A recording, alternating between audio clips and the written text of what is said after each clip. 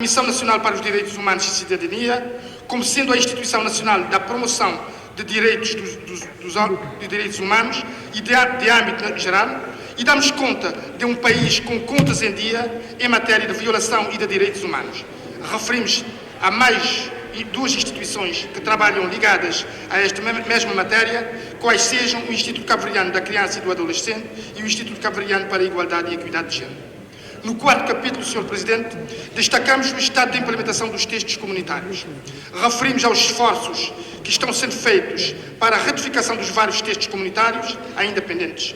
Destacamos as visitas efetuadas pelos representantes de várias instituições da CEDEAO, no âmbito do qual vários dossiês foram discutidos, bem como os esforços dos deputados cabo-verdianos na sub-região na sensibilização do Governo visando a concretização deste objetivo. Damos conta, igualmente, dos vários acordos e convenções já assinados e do avanço do dossiê de mobilidade dos cidadãos da CEDEAO. Destacamos os imigrantes oriundos dos países irmãos da CEDEAO como sendo de maior número a entrarem no país graças ao princípio da livre circulação de pessoas e bens. Nesta matéria, Sr. Presidente, apontamos alguns aspectos como liberdade de expressão, liberdade de informação, liberdade de imprensa, liberdade de reunião e de manifestação, liberdade dos direitos da criança, liberdade das mulheres e direitos de minorias raciais e imigrantes. No relatório, falamos da forma detalhada de um país com poucos casos de violações, com uma imprensa totalmente livre, de uma absoluta liberdade de manifestação, entre vários outros pontos importantes. Damos conta das boas notícias de organizações internacionais relativamente a Cabo Verde. Aludimos como exemplo ao último relatório dos Repórteres Sem Fronteiras, que avalia anualmente o ranking mundial da liberdade de imprensa e que permite determinar a situação relativa de 180 países e territórios em termos de liberdade de informação em Cabo Verde, onde Cabo Verde surge na prestigiada 25ª posição. Da mesma forma, referimos aos dois relatórios publicados no mês de janeiro. Um dos índices da democracia na conceituada revista londrina The Economist, a classificar Cabo Verde na 26ª posição, num total de 167 países, sendo o segundo o da Transparência Internacional, organização mundial sediada em Berlim, e na sua apresentação de mais um ranking da percepção de corrupção, colocando Cabo Verde no 45º lugar entre 180 países. Já no mês de fevereiro, foi a vez de Freedom House, com sede em Washington, a colocar o país no patamar de mais livres do mundo, com uma pontuação de 90 em 100 e com pontuações máximas nas liberdades e direitos políticos. No capítulo 5º, destacamos o estado de implementação dos programas e dos projetos comunitários. Neste capítulo, destacamos a infraestruturação do país como sendo um dos marcos mais importantes dos diferentes governos. Esse esforço deve-se à necessidade de se dotar o país de um sistema moderno e competitivo, de modo a investir no setor de serviços no plano regional e internacional.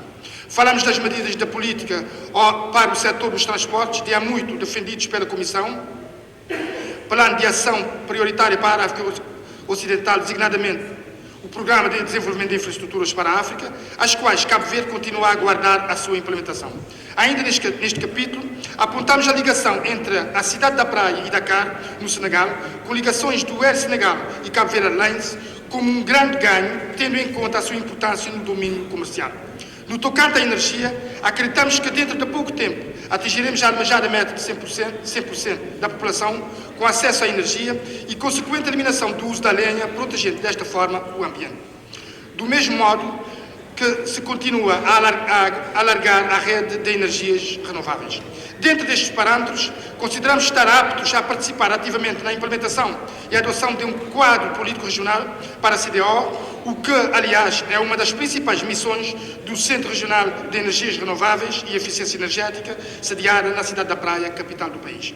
Ao nível dos transportes, referimos ao sistema de reestruturação e reorganização do sistema de transporte público marítimo interilhas como um ganho incontornável para Cabo Verde.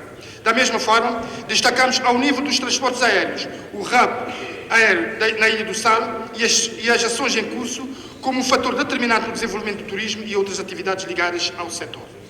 No capítulo 6, damos conta da situação económica e social do país.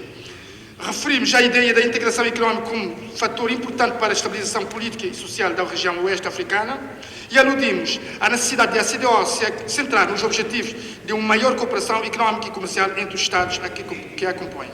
Outros aspectos destacados neste capítulo têm a ver com o financiamento da economia, a inclusão social e regional e o combate à pobreza. São temas caros a Cabo Verde.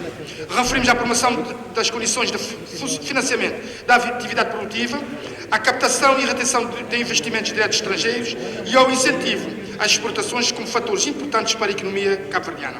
No âmbito da inclusão social, aludimos ao desenvolvimento social como fator incontornável no processo de desenvolvimento do país. Nesta matéria, Sr. Presidente, destacamos os esforços do Governo ao nível do orçamento do Estado no combate à inclusão social e à pobreza, com a alocação de verbas importantes para financiar a educação, a saúde, entre outros projetos, conforme dá conta de forma detalhada o relatório.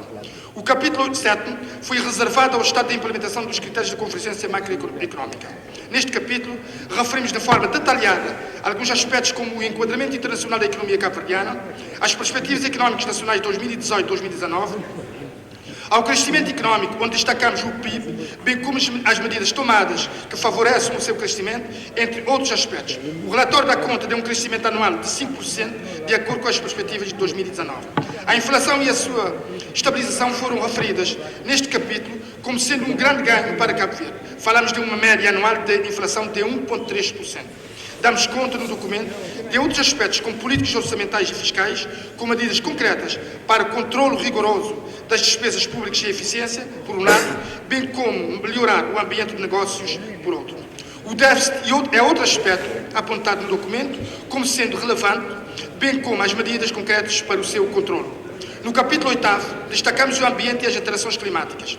Neste capítulo, damos conta das políticas integradas no domínio do ambiente, visando garantir uma maior sustentabilidade ambiental, competitividade organizacional e organização territorial, com uma melhor utilização e gestão dos recursos ambientais, de forma a equilibrar a satisfação das necessidades atuais com as justas expectativas das futuras gerações. Realçamos aos anos sucessivos de seca no país, os quais obrigaram o Governo a adotar medidas extraordinárias para fazer face à situação num país onde, no mundo rural, a sobrevivência das pessoas passa pela agricultura e pecuária. No capítulo 9, falamos do pagamento da taxa comunitária da CEDEAO. Neste capítulo, reconhecemos a importância dessa taxa para a sobrevivência da comunidade e aludimos aos esforços do Governo para a resolução dos atrasados mediante um plano de pagamento já definido para o efeito. No último capítulo, 10º, falamos das atividades de sensibilização realizadas pelos deputados. De forma exaustiva, damos conta das nossas atividades de sensibilização, sempre com o objetivo de trazer maior visibilidade à CEDEAO. Dissemos que a delegação de Cabo Verde continua a fazer uma forte aposta na alimentação da sua página no Facebook, que conta com milhares de seguidores e que tem funcionado como fonte de informação dos órgãos de comunicação social cabo-verdiana. Esta medida mediática assenta a publicação de matérias de modo a potenciar o conhecimento e a sensibilização dos cidadãos nacionais sobre a importância do Parlamento da CEDEAO e o seu papel no quadro de uma harmoniosa e produtiva integração regional.